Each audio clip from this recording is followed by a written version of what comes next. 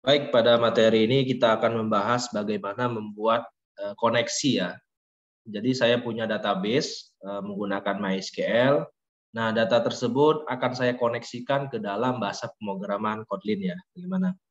Oke, pertama-tama kita harus mempunyai software SAMPP atau SAM ya, seperti ini. Nah, ini contohnya seperti ini ya, SAM yang sudah saya install.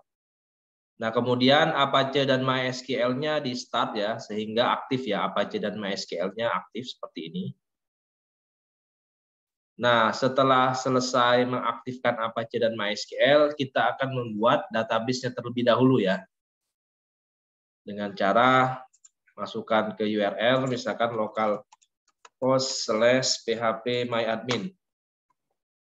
Kemudian kita akan membuat database-nya ya, terlebih dahulu ya. Database-nya misalkan registrasi mahasiswa misalkan ya, registrasi mahasiswa. Nama database-nya adalah registrasi mahasiswa. Kita create. Kemudian kita akan membuat terdapat tabel apa aja di dalam database registrasi mahasiswa. Misalkan terdapat data mahasiswa misalkan ya. Siswa jumlahnya misalkan ada 5.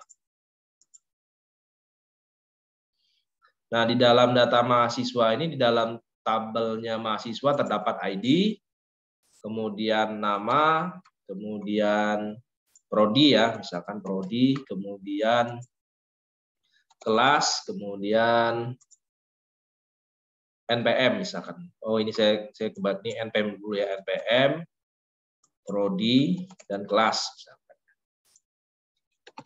Kemudian ini nama misalkan saya set varchar ya, tipenya varchar, saya taruh misalkan 200. NPM-nya integer, anggap aja 10. Prodinya juga varchar, anggap aja misalkan 30 ya. Kemudian kelas, anggap aja 30. Kemudian ID ini saya jadikan primary key ya, primary key. Ininya jadi primary key. Kemudian saya set auto increment. Jadi ketika ada database yang baru, dia otomatis akan menambah ya. Saya buat auto increment. Nah ini ya. Jadi saya membuat database namanya registrasi mahasiswa. Kemudian saya membuat table namanya data underscore mahasiswa. Nah ini field-fieldnya ya. Ada ID, ada nama, ada NPM, ada prodi, ada kelas. ID tipenya integer, dijadikan primary key, auto increment ya, seperti ini. Increment seperti ini. Kemudian ada nama, tipenya varchar, saya set value-nya atau length-nya 200, NPM integer, length-nya 10, prodi varchar 30, kelas varchar 30. Kalau udah selesai, kita akan save ya, kita akan simpan. Nah, di sini akan tercipta table namanya adalah data underscore mahasiswa, di mana entry structure table-nya seperti ini. Nah, kemudian kita akan melakukan insert ya terlebih dahulu ya. Insert. Misalkan namanya Dandi ya. NPM-nya 123 misalkan. Prodinya TRPL misalkan ya. Kelasnya 2 TRPLA misalkan. Kemudian saya akan lakukan insert lagi. Nama misalkan Iko. NPM-nya 1345, kemudian prodinya TRPL, ininya misalkan 2 TRPLB. Artinya saya sudah memiliki 2 data ya di sini ya. Ada data pertama Dandi, data kedua Miko. Satu lagi lah saya insert. Namanya misalkan Italia, misalkan Italia, NPM-nya saya ngasal aja.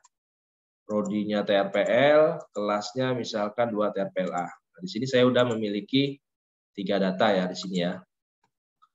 Ada Dandi, ada Miko, ada Italia. Nah, data ini bagaimana untuk ditampilkan di dalam pemrograman Kotlin. Jadi ada keterhubungan database dengan pemrograman Kotlin ya.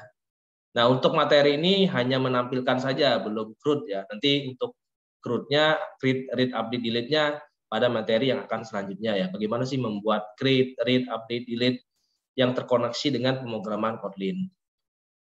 Oke. Ini udah kita buat ya. Kemudian kita akan mengkoneksikan MySQL tersebut ke dalam bahasa pemrograman Kotlin. Pertama, kalian harus mendownload terlebih dahulu library MySQL connector jar ini ya. Ini. Nah, itu silakan kalian akses, kalian download ya. Di sini. Nah, pilih yang JDBC ya, di sini ya, JDBC driver ya, di sini. Kalian download, kemudian kalian sesuaikan operating system yang gunakan apa, Windows atau apa, kemudian di-download. Nah, nanti filenya nanti tinggal di-copy, dipastekan di sini ya. Di-copy, dipastekan di sini. Nah, formatnya adalah jar ya di sini ya. Nah, kalau ininya udah selesai, ini jangan lupa dijadikan library. Nah, di sini nanti ada seperti AS library. Sebagai contoh ya, saya ininya saya hapus dulu ya, saya hapus atau saya cut dulu ya, saya cut, saya taruh di sini dulu, nanti saya pindahkan ya. Paste. Nah, kemudian di sini filenya saya pindahkan lagi ya, saya cut, saya pindahin ke sini. Nah, ini jangan lupa pilih add AS library. Nah, ini add tambahkan sebagai library ya. Ketika kalian udah download nih, udah selesai, kalian copy, kalian pastekan, kemudian ini dijadikan library. Nah, yang ini nih, add AS library. Tambahkan. Nah, seperti ini ya, tambahkan sebagai library, oke. Nah, seperti ini. Nah, setelah selesai, barulah kita akan melakukan pengkodean di dalam pemrograman Kotlin ya. Nah, ini yang saya gunakan SQL connection, library importnya saya gunakan adalah SQL driver manager, import yang saya gunakan Java SQL result set ya, seperti ini. Ini yang saya gunakan. Ini saya punya variabel ya, JDBC driver, ini tulisannya seperti ini. Nah, ini kita sesuaikan dengan nama database tadi. Berarti localhost / nama database tadi adalah registrasi mahasiswa ya. Berarti di sini registrasi mahasiswa. Kemudian user yang di setnya apa? Misalkan kalau saya root ya, passwordnya ada nggak? Kalau ada password dimasukkan. Kalau nggak ada berarti dikosongkan. Password database-nya ada apa enggak ya? Kalau saya nggak ada, saya kosongin. Nah, ini nama database ya, registrasi mahasiswanya harus sesuai ya. Kalau misalkan berbeda dia tidak bisa dipanggil. Kemudian saya akan membuat connection-nya, variable connection, kemudian statement sama result-nya ya, seperti ini. Saya set seperti ini. Nah, di sini saya gunakan JDBC driver ya, yang ini yang udah saya download tadi. Nah, di sini saya gunakan query ya, select bintang from. Nah, ini nama tabel. Nama tabelnya apa? Nama tabelnya adalah data underscore mahasiswa ya, data underscore mahasiswa. Ini perintah query ya, pelajaran query ya. Select bintang from data mahasiswa. Kemudian dari hasil select tersebut saya masukkan ke dalam RS ya, result. Dia akan melakukan eksekusi SQL. Yang saya panggilkan berarti ID. Ini saya kaitkan ke ID, kemudian nama. Saya kaitkan ke nama, kemudian di sini prodi ya, prodi saya kaitkan nama database, nama fieldnya adalah prodi di database di tabel data underscore mahasiswa ya. Kemudian nah npm, oh kebalik saya. Ini saya nama, kemudian npm dulu ya, npm berarti ini npm ya. npm prodi kemudian kelas misalkan ini kelas. Nah, ini di dalam fieldnya apa? Kelas misalkan. Kelas. Nama npm prodi kelas, nama npm prodi kelas. Oke.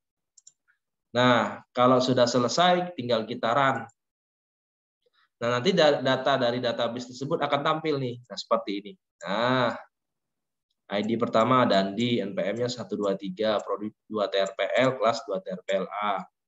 ID yang kedua Miko, npm-nya ini, prodinya ini, kelasnya ini. Kemudian yang ini ID-nya 3, Italia 145, trpl dan 2 trpla. Nah, inilah program bagaimana mengkoneksikan JDBC MySQL ke dalam pemrograman Kotlin. Misalkan ada yang baru ya, insertnya misalkan saya tambahkan di sini ya, insertnya misalkan ada nama baru, misalkan Evi Wahyu misalkan, Evi Wahyu misalkan. NPM-nya 165 misalkan. Prodinya elektro misalkan ya. Prodi elektro, kemudian kelasnya misalkan 2EA ya. Ini ya. Kemudian kita akan coba tambahkan lagi satu lagi ya. Saya insert lagi, misalkan ada Raihan Evi misalkan ya. Evi, ya misalkan 789, prodinya PCM misalkan. Kelasnya misalkan 3 PCMA. Saya go. Atau misalkan data yang ini saya hapus ya, yang si Nitalia saya hapus misalkan ya, saya hapus. Oke, kita akan run lagi ya, kita akan run lagi. Maka datanya akan muncul ya. ID 1 dan di NPM-nya ini, prodinya ini, kelasnya ini.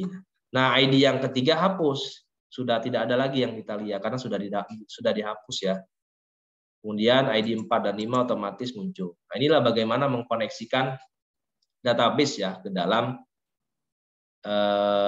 pemrograman Kotlin. Nanti materi selanjutnya bagaimana kita akan membuat CRUD ya, create, read, update, delete di dalam pemrograman Kotlin. Nah, codingannya seperti ini ya. Seperti ini saya importkan SQL connection, driver manager dan result setnya seperti ini. Kemudian ini saya setting nama database-nya apa. Kemudian di dalam database saya itu menggunakan username-nya apa, password-nya apa. Kemudian di sini saya akan menggunakan variable connection-nya seperti ini ya. Statement dan RS result-nya seperti ini. Nah, ini saya set 0 dulu. Connection-nya 0, kemudian statement-nya 0, kemudian result set-nya 0. Nah, kemudian saya akan memanggil kelas JDBC driver-nya. Ini berarti koneksinya ke sini ya. Ini saya panggil. Kemudian saya akan memanggil driver manager-nya di mana dia akan menghubungkan JDBC driver, DB URL ya, DB URL, WR yang ini ya, yang ini. Kemudian usernya apa, passwordnya apa, seperti ini. Dia akan menghubungkan ke ini ya. Kemudian dia akan meng-create statement-nya apa. Nah, ini query-nya. Select bintang from data mahasiswa.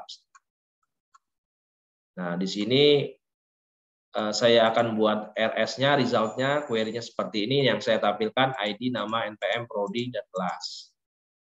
Nah, misalkan datanya seperti ini ya. Bagaimana misalkan yang saya panggil hanya prodi TRPL aja. Kan ini kan seluruh mahasiswa ya. Ada Dandi, ada Miko, ada Evi, ada Raihan gitu ya. Di sini prodinya ada TRPL, Elektro, PCM. Nah, di sini saya mau manggil nih. Yang saya tampilkan hanya mahasiswa prodi TRPL. Bagaimana? Tinggal kita masukkan query di sini. Jadi select bintang from data mahasiswa where. Nah, kondisinya apa? Prodi sama dengan TRPL. Seperti ini codingannya ya. Jadi kalau prodinya sama dengan TRPL, dia akan memanggil mahasiswa berdasarkan prodi tersebut.